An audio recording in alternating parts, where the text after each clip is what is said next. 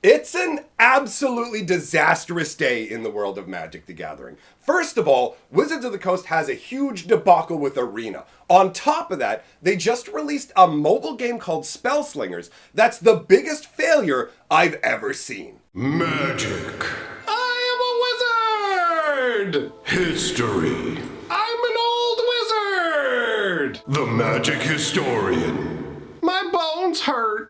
Greetings, owners of fine luxury cardboard rectangles, my friends. I hope the day finds you well because we have gathered for a very juicy installment of Mega Magic News. And while there is a bunch of bad news, there is one shining gem of good news that I'm going to share with you first. And that has to do with Dominaria United, specifically the storyline. It is very interesting. The story is focusing around Karn and his quest to unlock the powers of the Silex because he's going to try and use it to wipe out the entire plane of New Phyrexia. So, there's already 2 lore videos about it over on my lore channel, Fantasy Geographic. I highly recommend you check the story out. We're going to do the 3rd installment today and keep it rolling. I am psyched. Now that good news is out of the way, let's dive into the insane badness. We're going to start out by talking about Arena. And the first thing I want to cover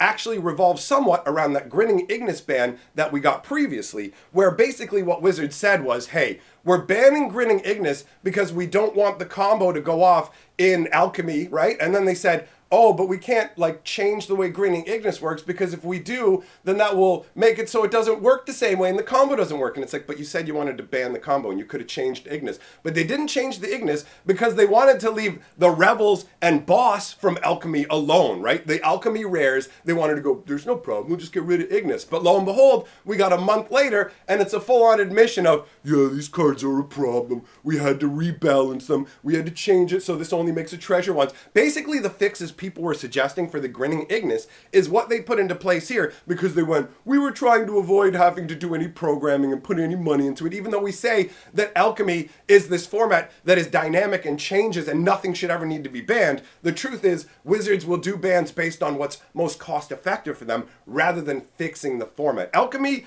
is a big sticking point for me. It's one of the things that drove me away from Arena, Wizards' hardcore push into Alchemy, and Alchemy is actually causing them even bigger problems. They've pushed Alchemy now into limited format. So if you weren't aware, now they have Alchemy for draft and stuff like that. And what's happened is because Wizards has tuned these Alchemy cards for draft, somehow underneath the hood, they messed up and they disabled them for other formats. So all of a sudden, you have these Alchemy tweaks in draft, in your limited. But the people who are playing both historic and regular Alchemy are now getting locked out of all these cards going, wait, why can't I play these cards? What's the deal? Nobody knows what's going on. It was such a huge issue that Wizards is literally releasing a sorry code for Arena saying, oops, we didn't mean to do this. Here, use this code, get some rewards and forgive us, right? So Alchemy is the bane of Arena. But if you want to talk about true mobile insanity, we need to talk about Spellslingers, guys. Wizards didn't even announce this game's release. Did you know that it was already out? How could you? This is probably the first time you're ever hearing about Spellslingers, a game that had been in development for roughly 5 years as far as I understand it. The game gets released, not only does Wizards of the Coast stay quiet about it, but the actual publisher of the game also doesn't do a big hubbub and announce it. They just quietly dump the game into the store and walk off hoping nobody even noticed. That's how it came across. The only way that we found out about this is because one of the people who worked on the game actually sent out a tweet saying, Spellslingers has finally been released. We put a bunch of work into it. And it's just crazy. This game went through a number of changes. I actually played it years ago and had to uninstall it because it was so buggy. The only thing that worked right in the game was the shop, where they wanted you to pay $150 in microtransactions. I looked at it and I was just like, are you out of your mind? So essentially, Spellslingers it's like a Hearthstone mini variant, okay? So you get these little tiles that you put down on the board and they kind of smack at each other and your mana just goes up by 1 every turn automatically, so it's got increasing resource generation, and you get spells that are based on the flavor of your planeswalker. The game did have some underlying potential when I first played it, but The gameplay was kind of wonky. The biggest issue was that it was massively, massively bugged. And that continued as I was playing the game. Like, basically, I started playing it. A week later, the thing is even more buggy than it was before. Now, that's understandable when you're earlier on in development, right? You go, okay, yeah, you got some bugs, you're going to work it out, no problem. But here's the thing. The game has been released in an insanely buggy state, to the point where essentially the errors I was running into before, where after every fight, you don't actually get to complete the fight. The game doesn't give you the victory screen. The game doesn't progress. When you load back in, it treats you as if you got the win, but nothing else happens. The game also only gives you like one character to start with and one other character that you can unlock very, very slowly through like a mega grind. It's clearly set up in a way where they're trying to get as much money from you as they can. And it's clear they wanted to like go the Hearthstone route, but it's an absolute failure to the point where people are posting screenshots like this from the game right now. So the game's been released and it still has these kind of placeholder blurbs. If you're not familiar with what you're looking at, this is what programmers use when they just need some kind of placement text. It's just a bunch of Latin gibberish, essentially, yanked from a speech, and this is a standardized practice. But this game has been in development for 5 years.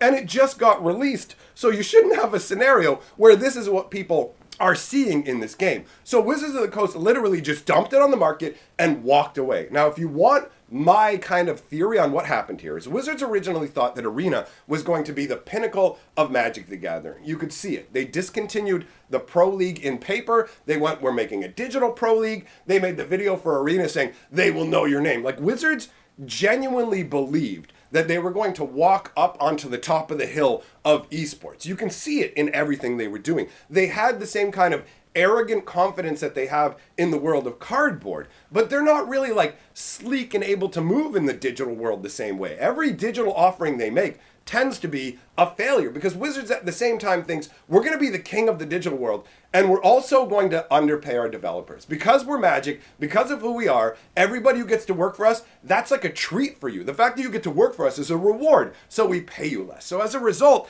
they don't get the best people working on their projects. Now, it may turn out that this spellslinger situation is one where Wizards just licensed it off to a side company and they ran with it and Wizards was completely hands off. I don't know, but we're seeing a number of collapses. We saw that MMO game that was supposed to be like a Diablo adventure or whatever. What was it, Magic Legends? That one just failed completely. It got yanked and is donezo. But I've never seen just a straight up, here you go, we're going to release this buggy with still monetization built in it. You can still totally give them money for it and whatever. But the game literally doesn't function. I don't even know why they released it, to be real. I don't know if it's just a contractual obligation that made them release the game, but it seems like Arena was supposed to be the premier place to go to play Magic, and Wizards also wanted to take on Hearthstone. So it's like, yo, we'll have this Hearthstone side app in Spellslingers so you can get the full-on Magic experience on Arena, or you can go to this mobile app and get the Hearthstone setup. But clearly things have changed now, and if you ask me, what it looks like Wizards has done is they've given up on the dream of Arena being this big esports competitor that will dominate everybody. And instead they've decided that Arena is going to become a version of Hearthstone, right? So that is what Alchemy is, in my opinion. It's an attempt to turn the entire game into Hearthstone, and it's very much forced into it. Look at what they did. They shoved it into Historic, your only safe haven away from places like that. And then they went, you know what? We know you want old school formats. We know it's really important to you to have a non-rotating format. So here's what we're going to do. We're going to create Explorer, and over the next 8 years, we're going to drip feed you cards, and then by the time we're done with this Explorer thing, we'll already have it turned in to Hearthstone, right? Like, that's the thing. It feels to me this is totally disingenuous. Wizards never, ever, ever intends to let you get away from Alchemy and just play with Magic cards like they are in paper. They don't want that. They don't want you to have the ability to dust cards. They don't want you to have the ability to do anything other than give them money, keep running in the hamster wheel. They want the ability, if too many people are using a card, to go, we changed it, you can't use it anymore. It's no good. Oh, did you spend your wild cards on it? Well, you don't get any wild cards back because we don't do that anymore. We tweak Alchemy because it's a dynamic format where nothing needs to get banned unless it's an uncommon where we think it won't cost us anything financially, like the Grinning Ignis, and then we won't change the cards even though there'll still be a problem. So, I mean, I can get on a big old rant about Arena, all that stuff. But basically, I look at it like this. Arena is now trying to be Hearthstone. Bear in mind that they're going to go further down that road. Now, there's other news that I want to talk about in here. The Pride Across the Multiverse Secret Lair had the bonus cards revealed. So with that one, it's actually the Stained Glass Huatli and the Stained Glass Sahili that we saw from the original wave of Secret Lairs. There may be some other, maybe like Sliver or other bonus cards hidden in there. But as far as I know so far, it may just automatically have everyone with Huatli and Sahili to tie into the flavor of it, all right? Speaking of flavor, Unfinity, the set of insanity that is making people go nuts over the stickers. Did you know, actually, that Mark Rosewater is still fielding questions about people talking about stickers and getting really riled up about what they mean? Like, he's writing these massive paragraphs to the point where I might dedicate another video just to the sticker situation if it keeps going onwards, right? But anyways, specifically with Unfinity, they're going to be doing something that's never happened before at the upcoming Magic 30 event, and that is the largest booster draft ever. So everybody who's involved in this draft all going to sit in a gigantic, massive circle and do the biggest booster draft ever. And to me, that seems like goofy fun. Now, on another note, that's not really goofy fun. I've been getting a lot of people asking me about the festival in the box, okay? So we talked about that. That's that big old crazy amount of stuff that Wizards is throwing at people. And some people theorized that what they were doing was they had a bunch of extra stock kicking around and they're like, okay, let's get rid of these mystery boxes and extra Kamigawa decks, slap it all together, make some special sleeves, boom, out the door kind of scenario, right? So I was getting reports from people saying, hey man, I don't know what the deal is. I go to the website and it says I have 79 more days to order this, but it's also saying it's sold out. So what's the deal here? Well, the deal is it's fully sold out, guys. So ignore the countdown counter. It's going to say 79 or 78 days or whatever it is. You won't be able to get Festival in a box. I dug around to find out, is this a made to order? Is this a limited quantity sort of thing? And it is a 100% while supplies last. And it's already completely sold out. So I do not expect any sort of restock of that whatsoever. I also don't expect Wizards of the Coast to come along and go, well, for those of you who weren't able to get it, we're going to create another one. As far as I'm concerned, they're going to look at it and go, what a rousing success this was. We sold all those festival boxes, and they'll just go, job well done, right? So that is unfortunately bad news. Also, if you are thinking about going to Magic 30, you might want to get your tickets really quick because a bunch of the packages are already selling out. And since we're speaking about conventions, I do have to take this moment to let you guys know that I will no longer be able to attend the MTG Summit. I made a video over on my Hatcher YouTube channel that covers that, but I am working on sending somebody who can at least take signed cards and hang out with you guys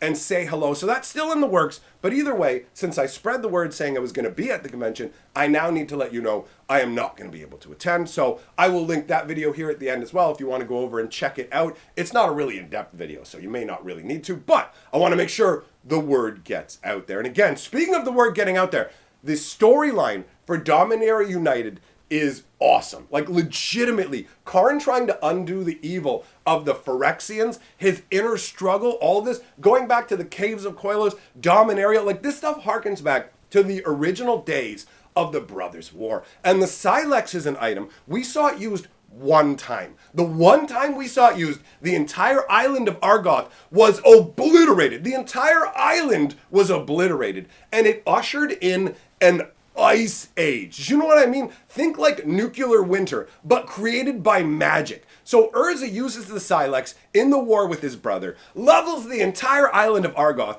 Urza ascends to becoming a planeswalker with his gemstone eyes fused into his head as a result of this. And for thousands of years, Dominaria curses Urza's name as the destroyer as they live in this terrible ice age and get ravaged by necromancers and frost demons. It's absolutely wild, right? And so now you have the next step. Karn now has this Silex and he's trying to unlock deeper powers to it. We're learning more about it. And for somebody who's an old school magic fiend, dude, these stories are absolutely epic. I cannot drill into your head enough how much you're missing out if you don't check it out. Magic stories sometimes can be kind of right? Depending on what they do. But this one is, whoa, we're going to the sky. So, what are you waiting for? Go watch it right now. Come on, come check it out. Thanks to my patrons. See you guys over at the lore.